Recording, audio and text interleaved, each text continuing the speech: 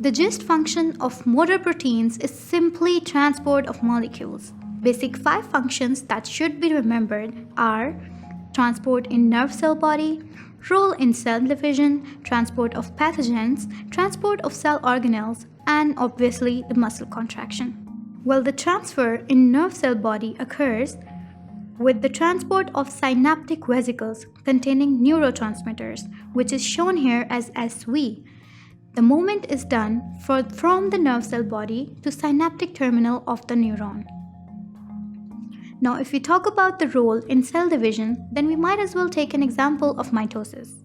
If we are being precise, then we might wonder that how the pulling of chromosomes takes place from microfilaments towards the opposite ends of the cell. Well, now you know that the main culprits here are motor proteins that helps these pulling. Transport of pathogen also takes place from motor proteins.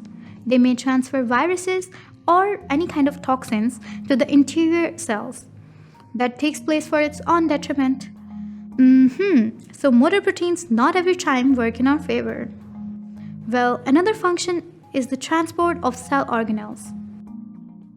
And the transfer of cell organelles takes place from within the cell, like from one place to another. And the most suitable example for this type of transport is considered as Golgi apparatus and melanosomes. Lastly, there is muscle contraction, which is mainly done by myosin proteins. To watch how the contraction and relaxation takes place, you must stay with us and learn about the types of molecular motors. So keep watching.